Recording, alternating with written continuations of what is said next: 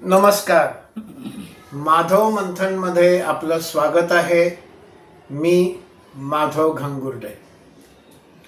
इसवी सन 1960 दिल्लीमध्ये माजी केंद्रीय उपमंत्री एम तिरुमला राव यांनी एक पार्टी आयोजित केली होती. हे एम तिरुमला राव हे काँग्रेसचे संसद सदस्य होते, खासदार होते.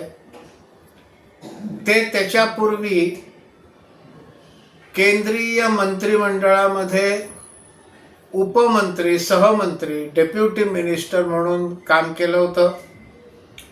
त्यानंतर विंध्य प्रदेश, भाषावार प्रांत रचना व्हायच्या आधी वेगळे वेगळे प्रदेश होते. त्यातला जो विंध्य प्रदेश होता, त्या विंध्य प्रदेशाचे ते लेफ्टनंट गव्हर्नर म्हणजे नायब राज्यपाल होते.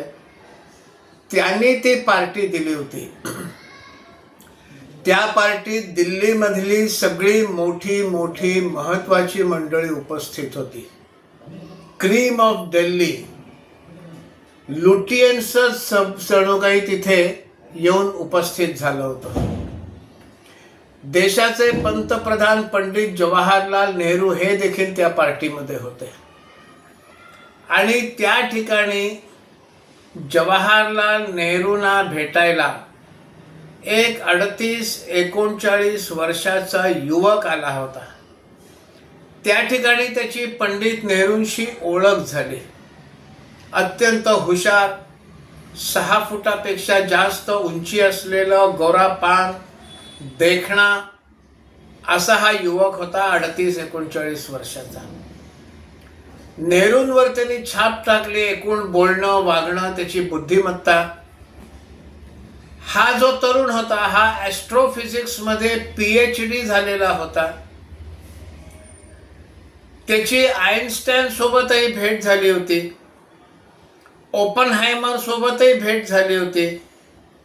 असा हा अत्यंत विद्वान तरुण युवक, याची ओळख पंडित जवाहरलाल नेहरूंशी झाली होती. विजयलक्ष्मी पंडित या नेहरूंच्या भगिनी, त्यांच्या माध्यमातून हा तरुण त्या पार्टीमध्ये आला होता. त्यांनी नेहरूंशी काही बोलणं केलं. ह्या तरुणाला पूर्वी, त्याच्या आधी पश्चिम युरोपमध्ये एक स्टील प्लांट टाकायचं होतं आणि त्यासाठी खनिज लोखंड, आयर्न ओर हे तो भारतातनं नेणार होता. मग ते कसं न्यायचं, त्यासाठी नौका, मोठे मोठे जहाजं त्याची आवश्यकता होती. आणि म्हणून त्याने विचार केला, आपणच एक जहाज कंपनी सुरू करावी. आणि मग त्याने अलगदपणे नेहरूंच्या समोर प्रस्ताव वेगळ्या पद्धतीने मांडला. त्याने आपलं पश्चिम युरोपमध्ये स्टील प्लांट टाकायचं आहे वगैरे हे सगळं न बोलता, भारताला कशी एक जहाज कंपनीची आवश्यकता आहे, नौकानयनात कशी प्रगती केली पाहिजे. आणि पंडित जवाहरलाल नेहरू ह्या हुशार व्यक्तिमत्वामुळे प्रभावित झाले.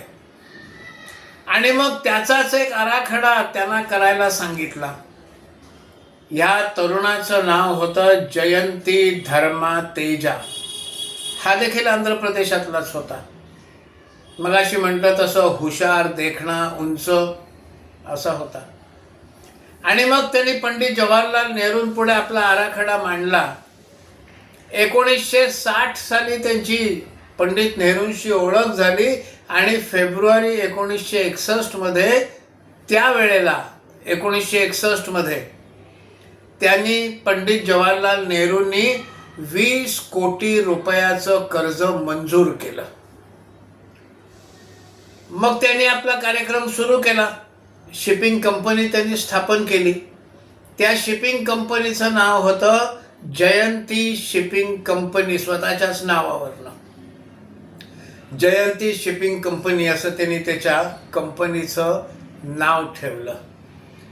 मग त्यांनी त्याच्यामध्ये मोठी मोठी माणसं ही देखील त्यामध्ये आणली. त्याच्यामध्ये काही जर्मन इंजिनियर्स त्यांनी आणले. जपानचं उद्योग क्षेत्रातलं एक मोठं नाव असलेलं मित्सुबिशी, या मित्सुबिशीला सुद्धा त्यांनी त्याच्यामध्ये घेतलं आणि आपली शिपिंग कंपनी सुरू केली. भारताच्या नौकानयन क्षेत्रामध्ये जयंती शिपिंग कंपनीचा वाटा हा 40% एवढा होता. एवढा मोठा एका कंपनीचा वाटा भारताच्या नौकानयन क्षेत्रात होता. आणि मग त्यांनी सुरू केलं, पण तिथेच त्यांनी गडबड हळूहळू हळूहळू सुरू केली. हे सगळं 1960-61चा काळ. 62 साली चीनचं आक्रमण झालं आणि मग स्वतः पंडित जवाहरलाल नेहरू, बाकीची सरकारी यंत्रणा हे त्या चीनच्या आक्रमणामुळे उद्भवलेल्या परिस्थितीत व्यस्त व्हावं लागलं. इथे या जयंती धर्मातेजाचे मात्र वेगळेच उद्योग सुरू होते. 1964 साली पंडित नेहरूंनी आपली इहलोकीची यात्रा संपवली, पण या मधल्या 3-4 वर्षामध्ये जयंती धर्मातेजांनी पुष्कळ घोटाळे केले.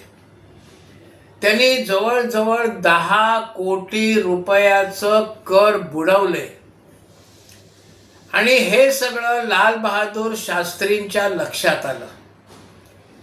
आणि मग लाल बहादूर शास्त्रींनी आपली कारवाई सुरू केली. जयंती धर्मातेजाची जयंती शिपिंग कंपनी ही टेक ओव्हर केली शिपिंग कॉर्पोरेशन ऑफ इंडियाने. त्या शिपिंग कॉर्पोरेशनच्या अंतर्गत ती जयंती शिपिंग कंपनी आली. लाल बहादूर शास्त्रींच्या मृत्यूनंतर इंदिरा गांधी देशाच्या पंतप्रधान झाल्या आणि जयंती धर्मातेजाची सगळी काळे कारनामे हे समोर आले आणि त्यामुळे जयंती धर्मातेजावर इन्क्वायरी बसवण्याची वेळ आली. इंदिरा गांधींनी इन्क्वायरी बसवली. हा जयंती धर्मातेजा यांनी पंडित जवाहरलाल नेहरूंना इतका आपला प्रभाव टाकला होता की रशियासोबत एक गुप्त वार्तेसाठी पंडित जवाहरलाल नेहरूंनी जयंती धर्मातेजाला पाठवलं. फ्रान्सचे राष्ट्रपती चार्ल्स डिगॉल यांच्याशी देखील पंडित जवाहरलाल नेहरूंची भेट घडावी म्हणून ह्या जयंती धर्मातेजानं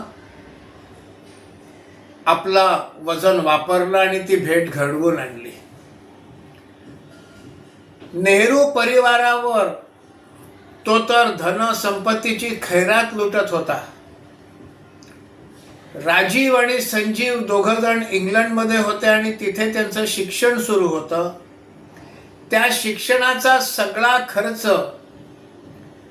आणि हे जे दोघं भाऊ राजीव गांधी आणि संजय गांधी हे इंग्लंडमध्ये राहिले, त्यांचा सगळा खर्च हा जयंती धर्मातेजानं केला.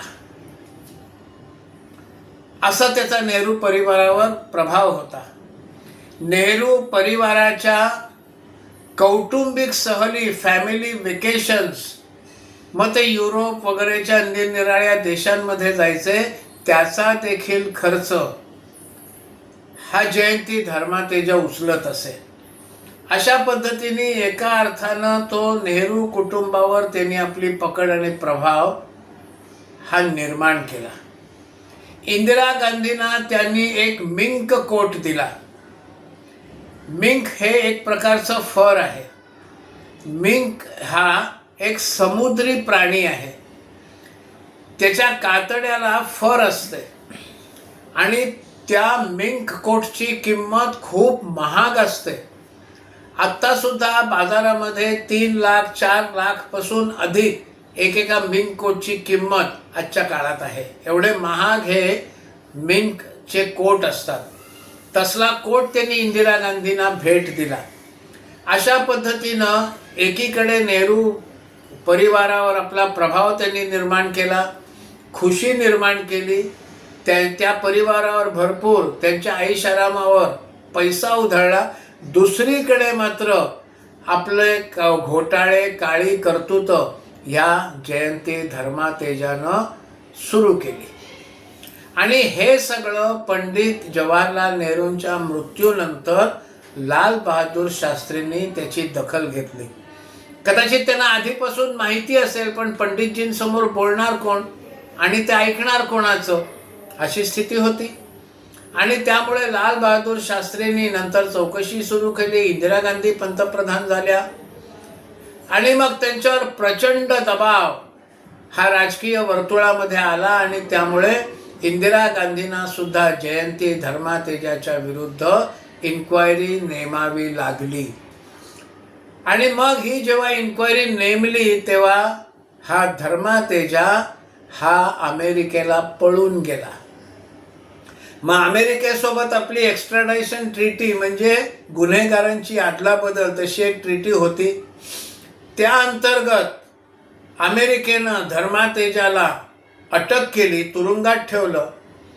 पण धर्मातेजाने अत्यंत हुशारीनं अमेरिकन कोर्टाला जामीन देण्यासाठी राजी करून घेतलं.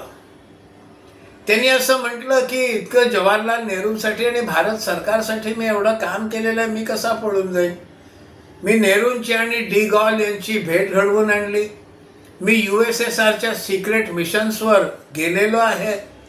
हे सगळं अमेरिकेतल्या डिप्लोमॅट्सना देखील माहिती होतं. त्यामुळे मग न्यायाधीशांनाही माहिती होतं. आणि मग त्यांचं हे सगळं रेकॉर्ड लक्षात घेऊन जयंती धर्मातेजाला जामीन दिला गेला. तिथून जयंती धर्मातेजा हा जो निसटला अमेरिकेहून, तो कोस्टारिकाला आला. कोस्टारिका हा छोटा देश आहे. भारताची या कोस्टारिकासोबत कुठल्याही प्रकारची गुन्हेगारांच्या अदलाबदलीची एक्स्ट्राडायशनची ट्रीटी नव्हती, करार नव्हता. आणि त्यामुळे कोस्टारिकातून धर्मातेजाला आणणं शक्य नव्हतं. तरी देखील भारतानं अर्ज केला, पण यानं कोस्टारिकाचा जो राष्ट्रपती जोस मारिया हिपोलिटो याच्याशी चांगली दोस्ती ठेवली. जोस मारियो हिपोलिटावर देखील त्यांनी बराच पैसा खर्च केला. असा हा पैशाच्या जोरावर आणि आपलं एकूणच व्यक्तिमत्व उंचा पूर्ण गोरा घारा, बोलण्यात हुशार, त्यामुळे तो प्रभाव पाडत असे. अशा प्रकारचा खर्च त्यांनी त्याला 10 लाख रुपये नॅशनल हेराल्डला दे असं देखील सांगण्यात आलेलं आहे. ते देखील त्यांनी कोर्टामध्ये सांगितलं. नॅशनल हेराल्डसाठी 10 लाख रुपये माझ्याकडनं मागितले. नॅशनल हेराल्डचं नाव सध्यासुद्धा चर्चेत आहेच, पण ते आत्ता नाही, ते आधीपासून तसंच आहे सगळं प्रकरण, हे आता इथे लक्षात येतं. आणि मग कोस्टारिकामध्ये त्याच्यावर जो खटला चालला, त्या खटल्यामध्ये कोस्टारिकाच्या सुप्रीम कोर्टानं त्याला निर्दोष सोडलं. त्याची चूक झाली. हे सगळं 1966 ते 1969 या काळात झालं.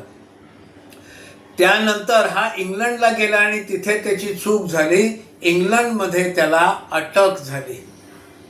मग इंग्लंडमधनं त्याला भारतात आणलं गेलं. पण भारताच्या तुरुंगातनं देखील हा निसटला आणि पुढे मग भारतीय त्याच्या मागे जे ससेमिरा लागला होता इंटरपोल वगैरेच्या माध्यमातून, तो चुकवण्यातच त्याचं पुढचं सगळं आयुष्य गेलं.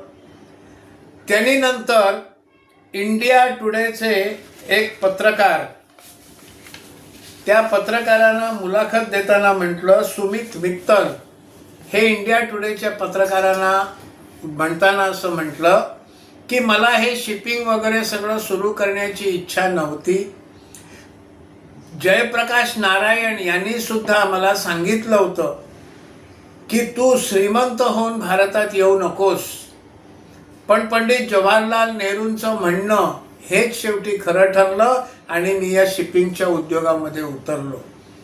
एकूण 10 कोटी रुपयाचं इन्कम टॅक्स त्यानं बुडवलाय.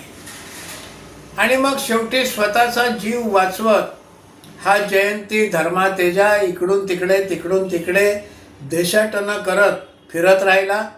आणि शेवटी 1983 साली वयाच्या 61व्या वर्षी या धर्मातेजाचा मृत्यू झाला. आज आपल्याला सगळ्यांना नीरव मोदी, मेहुल चोक्सी, विजय मल्ल्या ही नावं माहिती आहेत, ही आजच्या काळातली. पण विजय मल्ल्या, मेहुल चोक्सी, नीरव मोदी हे काही या विषयातले नवीन नाही आहेत. 60च्या दशकामध्ये धर्मातेजा होऊन गेले, त्याच्याविषयी किती लोकांना भारतात माहिती आहे. आणि पंडित जवाहरलाल नेहरूंच्या कृपेमुळे हे सगळं त्यांनी केलं कांड, हे किती लोकांना माहिती आहे. हे माहीत व्हावं म्हणून हा व्हिडिओ केला आहे. ही माहिती अधिक लोकांना मिळावी असं जर आपल्याला वाटत असेल तर कृपया शेअर करा. ही माहिती आपल्याला उपयुक्त वाटत असेल तर लाईक करा. या विषयावर आपलं मत काय आहे, अभिप्राय काय आहे हे देखील कळवा. इनबॉक्स त्याच्या कमेंट बॉक्समध्ये लिहा आणि कृपया चॅनल सबस्क्राईब करा, ही विनम्र विनंती.